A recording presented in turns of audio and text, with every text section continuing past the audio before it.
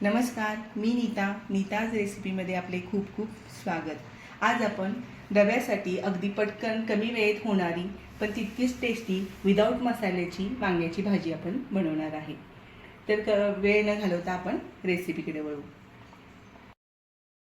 तर आज आपण बनवणार आहे ही वांग्याची भाजी। आज जी वांग्याची भाजी बनवणार आहे ती अशी विशेष आहे की आपण याच्यामध्ये कोणताही मसाला वापरणार नाही। अगदी साध्या पद्धतीने पण पटकन होणारी अशी वांग्याची भाजी कशी टेस्टी होते हे आज आपण रेसिपीमध्ये बघूया।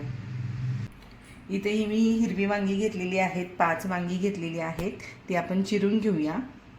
असे थोडे थोडे देठ कट करायचे आणि आपल्याला याच्या छोट्या फोडी करायच्या आहेत।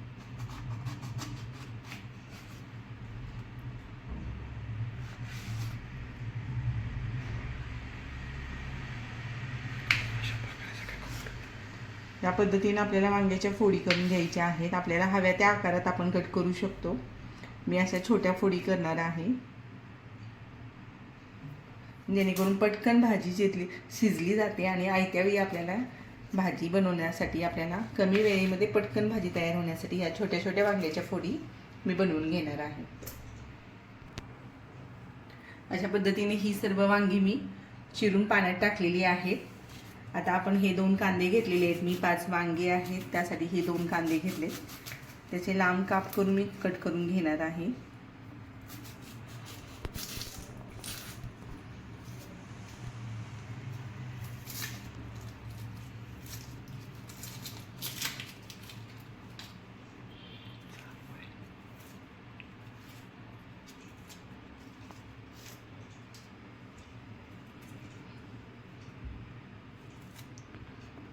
तर वांगे बनवताना मी भाजीसाठी हा कांदा उभा कट करून घेते।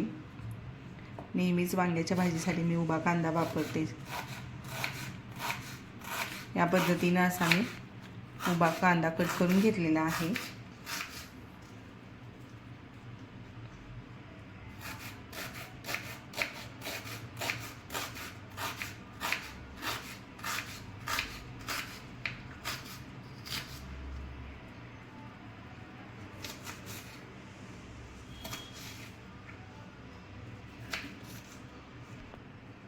तर कांदा हा आपला चिरून झालेला आहे। ही कोथिंबीर आता मी धुवून घेतलेली आहे, ती पण बारीक चिरून घ्यायची।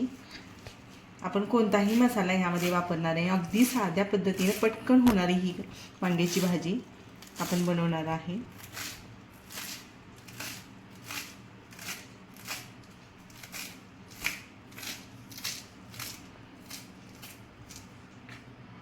तर आपली ही कोथिंबीर चिरून झालेली आहे। आता आपण इथे एक कढई घेतलेली आहे। कढईमध्ये मी तर कढईत आपण तापत ठेवलेली आहे, त्यामध्ये आपल्याला थोडंसं तेल घालायचं आहे।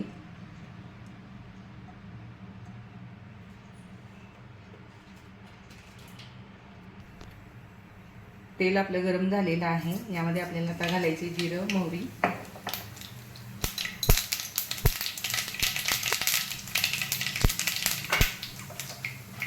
कांदा,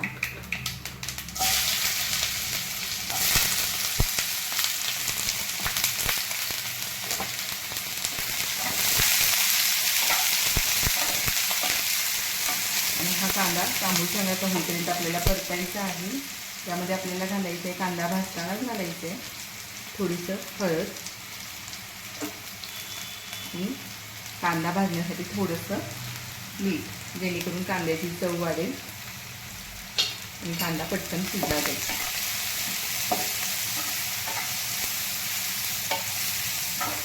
तर आपल्याला हा कांदा चांगला परतून घ्यायचा आहे तांबूस रंगाचा होईपर्यंत। सगळ्या अशा भाजत जशा पाकळ्या आपल्या ह्या रिकाम्या होतील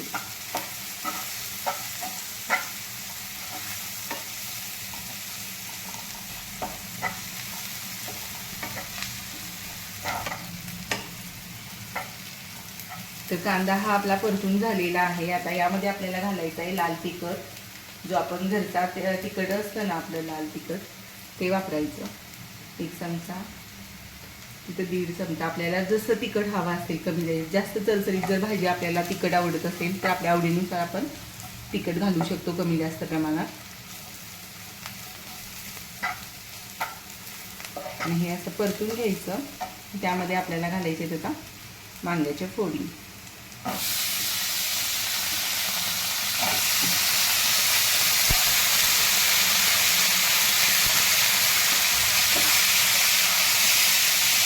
हे आपल्याला घ्यायचं चांगलं परतून.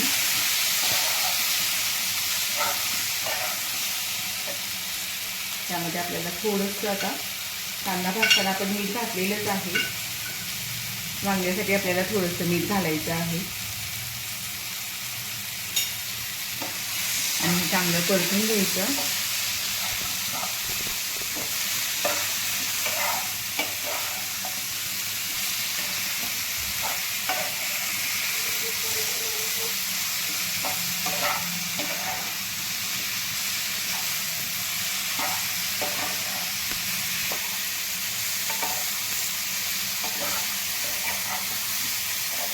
असं आपलं वांगं परतून झालं की यामध्ये आपल्याला थोडंसं अगदी वांगं शिजण्यासाठी थोडंसं पाणी घालायचं, कारण आपण ही वांग्याची सुकी भाजी बनवणार आहे. तर थोडंसं पाणी घालायचं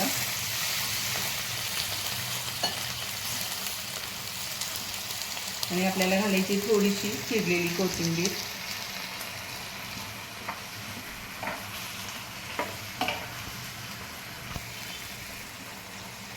पाणी घालून झाले, कोथिंबीर घालून झाली. आता आपण यावर झाकणी ठेवूया आणि 5 मिनिटं आपल्याला वांग्याला शिजवून घेऊया. तर ही आपली वांग्याची भाजीला 5-7 मिनिटं झालेली आहेत. आपण झाकण काढूया आणि आता त्यामध्ये घालायचं आहे आपल्याला दाण्याचं कूट. शेंगदाण्याचं कूट हे बनवलेलं आहे, ते यामध्ये आपल्याला घालायचं आहे आवडीनुसार, कमी जास्त प्रमाणात.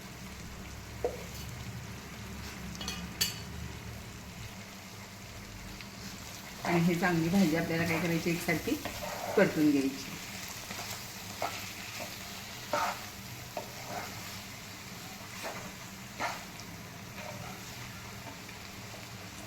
त्यामध्ये आता आपण घालूया बारीक चिरलेली कोथिंबीर.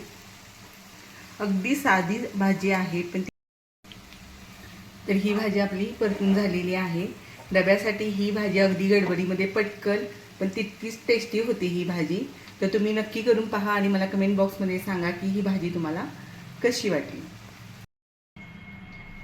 तर ही भाजी आता मी काढून घेते.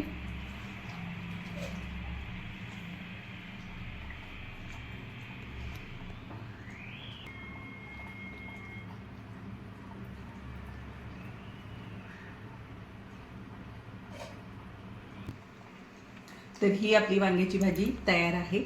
तुम्हाला कशी रेसिपी वाटली ही मला नक्की सांगा आणि माझ्या चॅनलवर जर तुम्ही नवीन असाल तर सबस्क्राईब नक्की करा.